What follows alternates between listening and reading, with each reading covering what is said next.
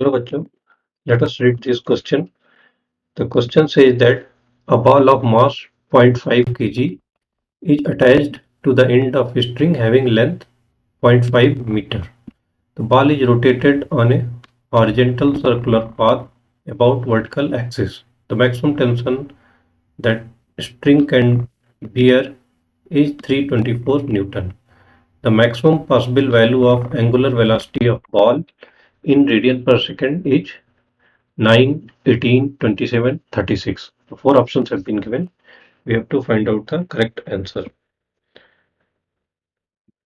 तो इस क्वेश्चन में हम देख सकते हैं कि की कॉन्सेप्ट यूज हो रहा है जो कि हॉरिजॉन्टल सर्कुलर मोशन,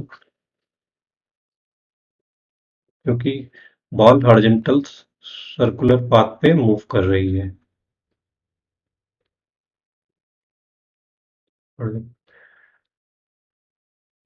तो इसका हम मोशन का डायग्राम अगर बनाएंगे,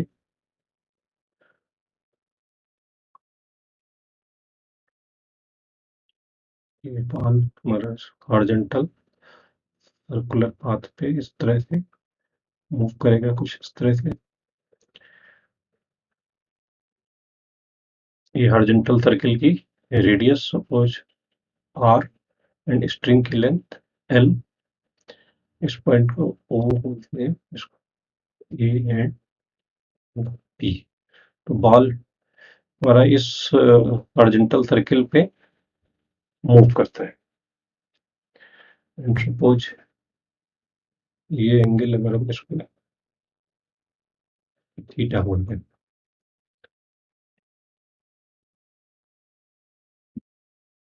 तो अभी हम इस ट्रायंगल ओ ए बी में देखेंगे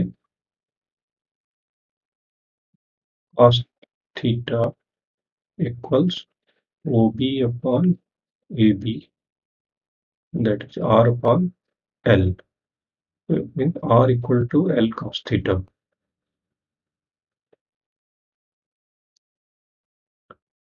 फर्दर बॉल का फ्री बॉडी डायग्राम बना लेते हैं। अगर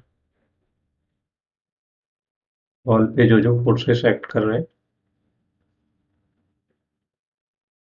एंगल थीटा है, इस पे स्ट्रिंग का टेंशन टी एक्ट करता है, बॉल पे force due to gravity M G directly downwards, and T को हम रिजॉल्व कर देते हैं।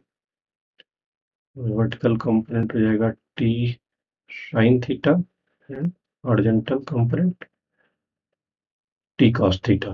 तो ये सारे फोर्सेस एक्ट कर रहे हैं और इन सब फोर्सेस के कारण ये बॉल हमारा हॉरिजॉन्टल सर्किल में मूव कर रहा है। और हॉरिजॉन्टल सर्किल में मूव करने के लिए हमें एक centripetal force M omega square required होता है, जो कि टी कॉस थीटा कंपोनेंट से प्रोवाइड हो रहा है। तो that is the centripetal force is provided by t cos theta component,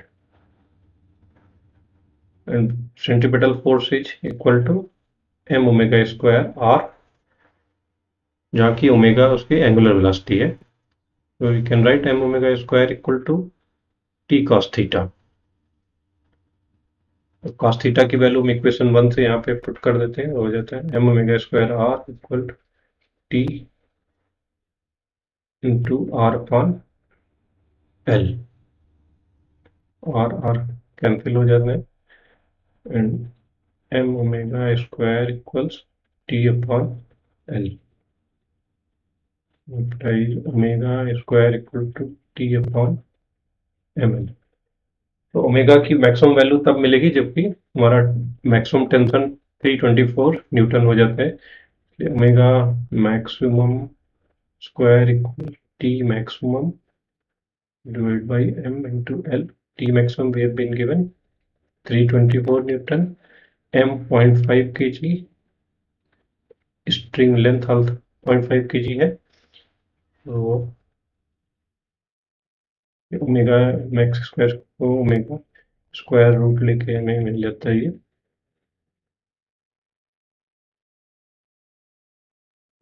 36. So omega max 36. So option D is the correct option. So this is the answer. Hope you have understood it well.